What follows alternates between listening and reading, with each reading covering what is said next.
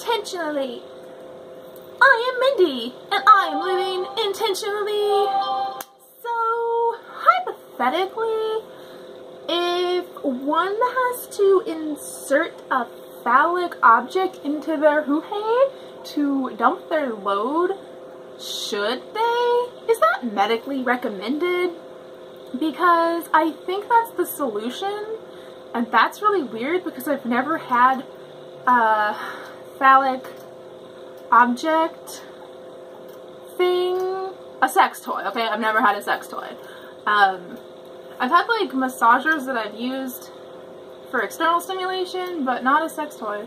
So that's like super weird that I'm like, I now have to shop for a specialty item for a medical purpose.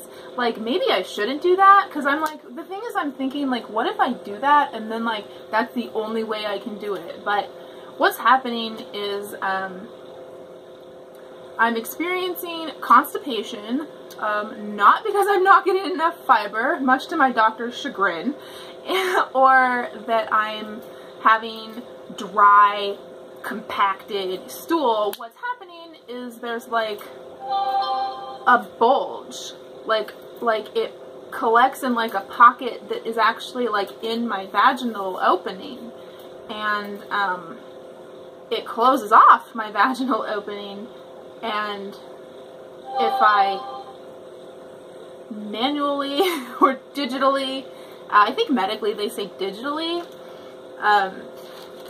push on the wall from inside my vag pipe, then I like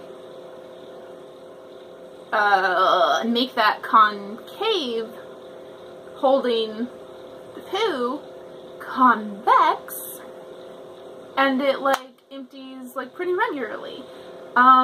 So like I've just recently discovered that.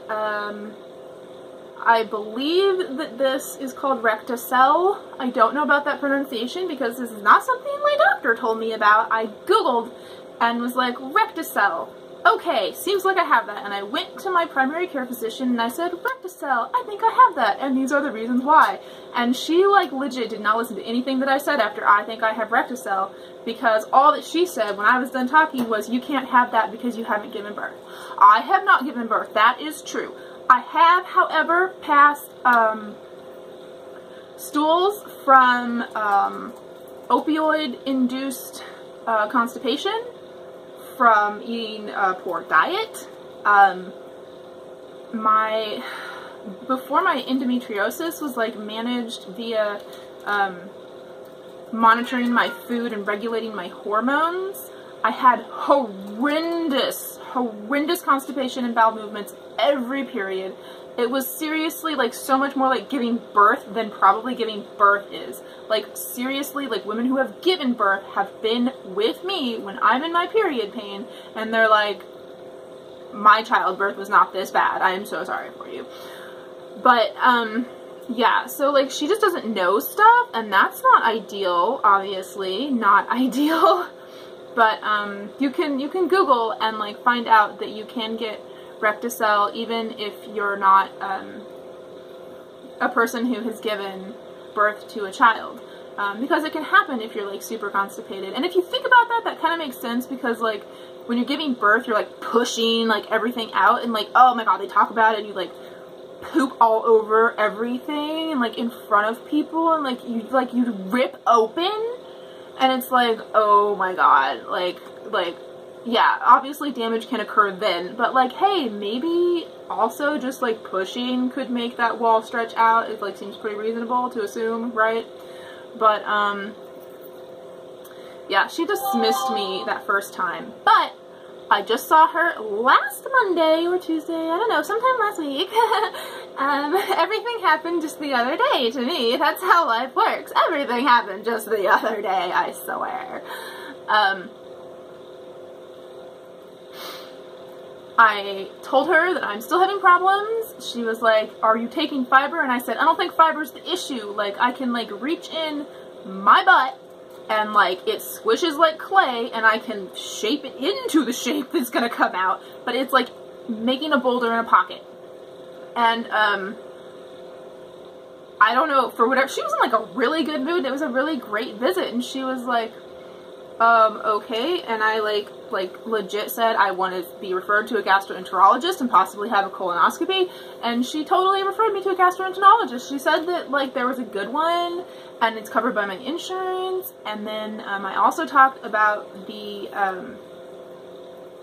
like my therapist, who spends 3 hours a week with me, has said like, do you have a seizure disorder, because like you're like you seem like you have something like going on like in that area. And that's funny that she said that, because I've looked into the things that I'm experiencing, and I feel like I relate it more to Tourette's, where like it feels like I can keep myself from like doing like a thing, but that didn't feel like anything at all. That was like fake. But it's like, I mean, it's almost like a yawn type of feeling, like you have to do it, but you can like contain it, and I can delay it, but at some point I'm just like, that did feel good actually, like I am just gonna like twitch out, and like one of the things that happens when I become anxious, even though I'm not logically anxious, my body just becomes anxious even though I'm like chill, like adrenaline and cortisol and hormones and everything. I don't know what's going on, but I sweat and I shake and I become like really just very impaired, very visibly impaired. And I was like, is this a seizure disorder maybe? And my doctor was like, it can't be a seizure disorder because you don't know anything about seizures. And I'm thinking like, you don't know anything about seizures obviously, because there's more than just grand mal seizures. But she's like, you would know if you had a seizure. It's very visibly obvious. And like, obviously not. We know that. Google it. That's all I'm doing. That's all I'm doing here to do my doctor's job, is Googling it. And also DuckDuckGoing it. So I was like, well, I would like to be referred to a neurologist. And she's like, oh, right. So she referred me to a neurologist. And unfortunately, I don't remember the one that I had seen before, like working out my migraine stuff, and who prescribed the Botox for migraines. But I welcome fresh eyes on this, and I'm really excited. I feel like there's like some forward movement with things.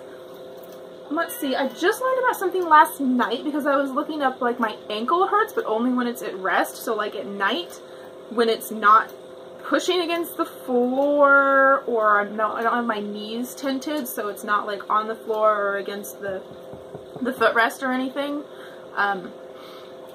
It hurts. It hurts so bad. But I didn't sleep at all last night, and it is keeping me up at night. So I looked into that. And then, like, as a result, I got into looking at, like, why my leg region, groin, fork pain, leg ripping off, aching up my back, all the way up here, this high, when I just use my right arm or even breathe. And it seems like that might be a trigger point that I could get a trigger point specific deep tissue massage for in this region, which I didn't find a lot about trigger points being in this region. They talk about them being like back here, and like I'm not really relating to that, but this region, and that gives me a lot of hope also. Oh my baby seems so big to me. I love it. I love my big healthy baby. I love him so much. So like things are really feeling good with my health, and I feel like I feel really hopeful, and also I'm like so incredibly thankful that everyone like saw the side of reason and exercised active compassion to legalize marijuana in the neighboring state, and in multiple states. It's only a matter of time before medicinal marijuana is available to me, and I won't have to take opioids, namely oxycodone, ever again, because I'm just like sure that's gonna work so good, because it's natural medicine, and that's my leg pain is diagnosed as peripheral neuropathy, severe nerve damage that is measured and diagnosed as severe nerve damage on the right side, and medical marijuana is one of the only things that actually helps that pain rather than just masks nerve damage pain. And there's no other cure for nerve damage. Of course, if you get out of your body's way, it will heal you miraculously. But do you want down or do you want... Okay. So I am really hopeful that that I'm doing everything to take care of my body and my soul and my heart and my head. Like, everything just feels really, really good. I feel really strong. I'm like really sleep deprived right now, so that's why I'm able to do this. But I had a really great group therapy today also, so I'm like sleep deprived plus like high from really good group therapy. And I'm just like really thankful for everyone contributing their attention and any comments or suggestions and all the help that you give, and every ounce of attention that you pay to me is so appreciated.